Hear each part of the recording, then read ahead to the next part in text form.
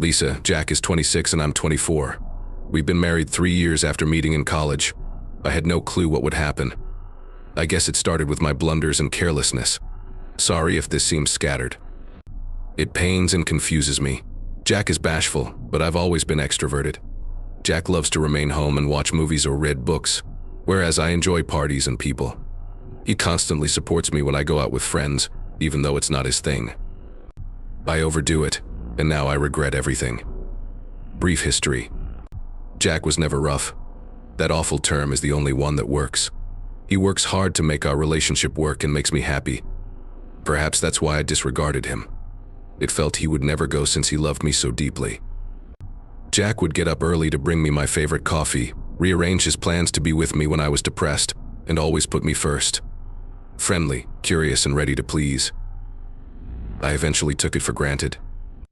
I didn't realize how hard he was working on our relationship or how my actions made him feel. My departure began. Jack agreed that I wanted to remain home even if we didn't have kids. Housewife to please me. He didn't hesitate, but I stopped working hard around the home thinking Jack would do everything. He never spoke when he returned from work to a filthy house and no meals. He immediately cooked, cleaned, and did everything else. I saw him as weak and despised his constant aid. Not someone who catered to me, but someone stronger who could challenge me. I enjoyed more time with friends when Jack was home. I joked about him behind his back to my buddies, who appreciated it. I deserved someone who could keep up, they said. Jack held on tighter as I grew farther away. He gave me unexpected presents.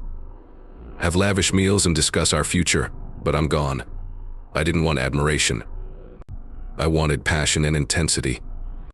I rejected Jack and he attempted to appease me. The attention from talking to other guys was nice. Jack witnessed it but didn't say anything. He tried harder to bring me back because he felt love would fix everything. When I stopped like Jack, our pals did too. Not simply my jokes about him. It was how I disregarded or rolled my eyes when he tried to add to a conversation with others. When I told our friends to downplay Jack, they did. They joked that Jack was being abused or too kind, but Jack, who always attempted to preserve the peace, laughed it off without revealing his pain. He smiled and said he was delighted I was happy, but I could see agony in his eyes. I didn't realize how much that wounded him, reducing his self-esteem. Jack's few friends stopped talking to him because they didn't understand why he tolerated me.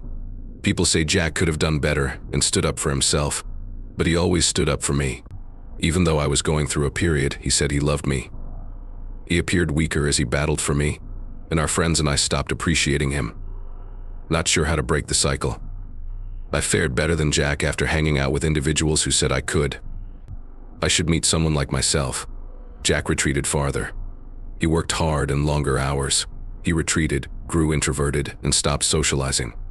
I was the focus when we went out, not him. I was too focused on myself to see how he felt. Jack was mistreated, now that I think about it. Should have had more. I forgot how blessed I was to have a caring and loving husband. My anxieties and need for acceptance drove us apart, and I left the only person who loved me always. Because I need to vent, I'll list some of my disrespectful acts against Jack. Sorry if this goes on too long. It started a few months before the neighborhood party when I started to wander from Jack. I contacted college pals who had relocated nearby. They appeared happy and carefree, which I desired. My buddy Tina invited me out on Friday night. Dinner was simply planned, but the night escalated into dancing and bar hopping. Jack, a great spouse, advised me to have fun and go out. I accepted his extra money to cover it without hesitation. Any cost. I mocked Jack to my pals for the first time that night. I was inebriated when I told them Jack took care of me and never complained that I was a stay-at-home wife even though we didn't have kids. People laughing made me feel wonderful, and I enjoyed the attention. I regretted my actions the next morning. Like always, Jack made me breakfast after a night out. He inquired how my night went, but I didn't say. He asked nothing more, but his eyes showed anxiety. He said he loved me and was pleased I had fun. My shame turned to rage and I ignored him. I spent more time with pals in the following weeks. Jack helped me, despite his fatigue. Our tension increased as we spoke less. I could sense his grief, but I ignored it since I knew he would never leave me. Tina and pals arrived, overnight to see a movie. Jack cooked dinner and retired to his room to let us relax. After wine, relationships were discussed. Tina said she wishes her guy was devoted like Jack. People chuckled and commented more about Jack's kindness, how I had him wrapped around my finger, and how easy to get along with him. Again, drinking gave me the guts to join. Jack's eccentricities, habits, and willingness to do anything for me were mocked. Even joked that if I ordered him to jump off a rock, he'd ask how high. I felt strong when my buddies laughed, even though I knew it was bad. Jack must have heard everything but never spoke. He didn't act like anything occurred the next morning, although his eyes stung. He kissed my cheek. He told me he loved me and went to work. I briefly felt bad but immediately forgot. It got too much a week before the neighborhood celebration. Jack and I were invited to a neighbor's BBQ. Warm, bright weather made everyone happy. Jack was a nice spouse as always. Assisted with grilling and serving meals and drinks. Being his usual friendly self. We discussed our collaborations and their hard work during the conversation, talking about how fantastic my husband Jack was and how he met all my requirements was humiliating. My companions laughed and joked about Jack's beating and my control. I spotted Jack close listening to everything. I felt horrible about myself and unhappy. I was more guilty than eager to impress my buddies. I laughed with them and made more Jack jokes. Jack didn't speak when we arrived home that night. He went to bed immediately, leaving me in the living room. By me. I sat there for a long time, furious and regretful. I knew I bugged him but couldn't repair it. Like usual, I persuaded myself Jack would forgive me and everything would be okay. I had no notion the BP was Jack's last straw. In the neighborhood celebration started the end. Our neighborhood often had gatherings. These events allowed us to socialize, drink, and have fun in our close-knit neighborhood. However, I did something dreadful that night. After our neighbors organized the party, everyone had fun. Jack was grilling as usual, and I was with pals. After a few beers, we started talking about our husbands, starting with Jack. All my pals knew Jack adored me and laughed. Someone told me my hubby will do everything for me, which is lucky.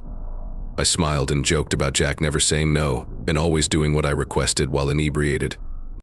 Jack occasionally lacked backbone, I said. My companions teased Jack's whipping while they laughed. No word came then. I turned back and found Jack standing with a pale, blank expression.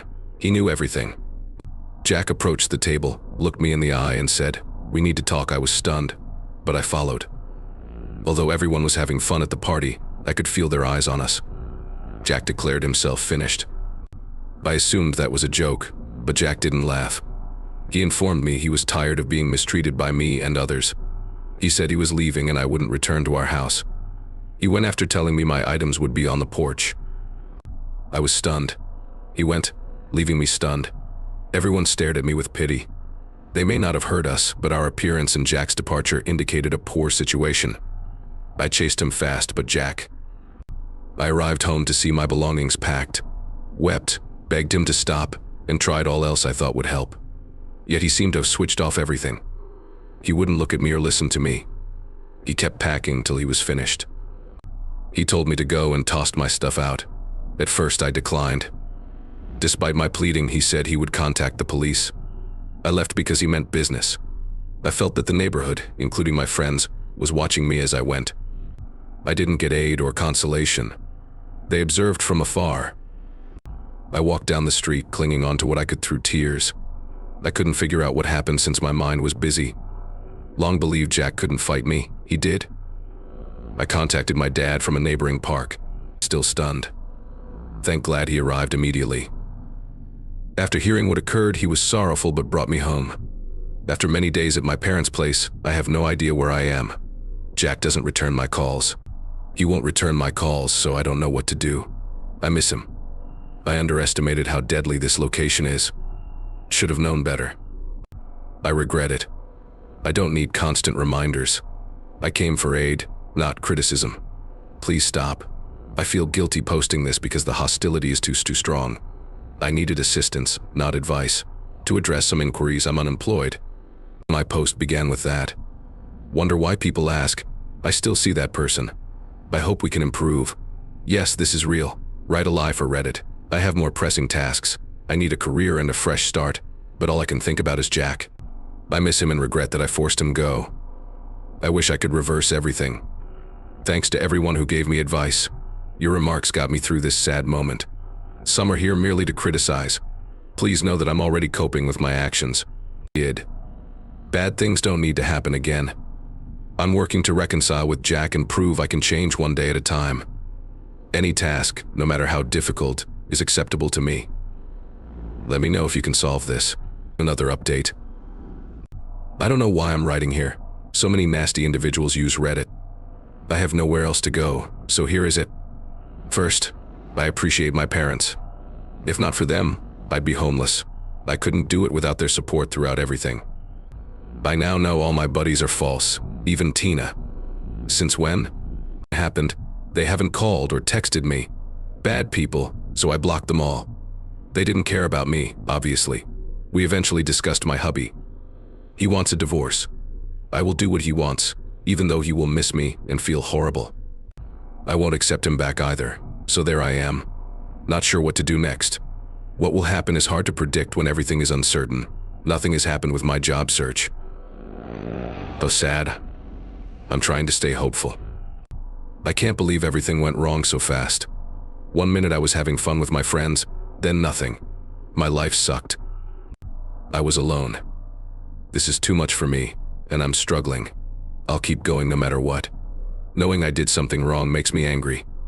I'm ready to improve myself. I gave my spouse and friends a lot, and now I have nothing left. Thank you to everyone who has helped. Thank you very much for being nice.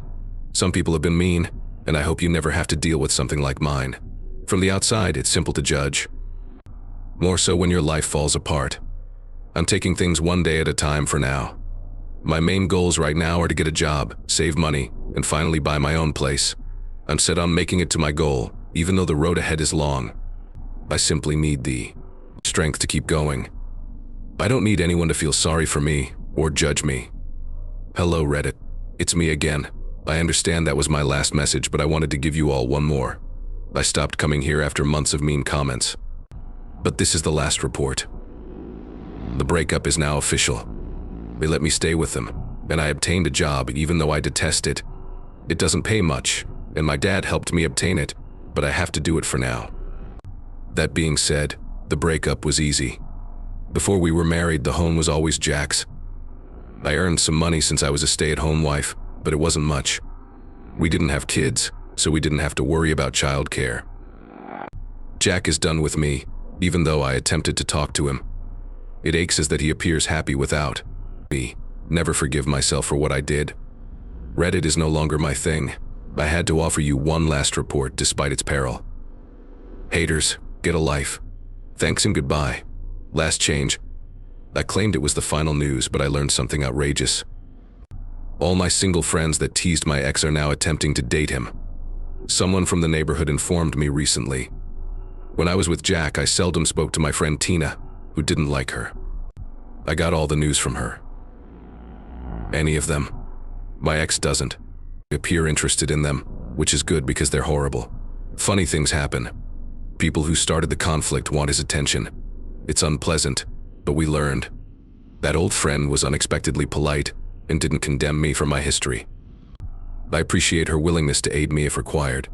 Knowing the world has decent individuals is comforting. Oh, unpleasant. My job is something. I've been saving to leave my parents' place. Despite the difficulty, I am committed. Jack and I stopped talking. He's over it after my repeated attempts to contact him. When I see him happy without me, I realize how horribly I messed up.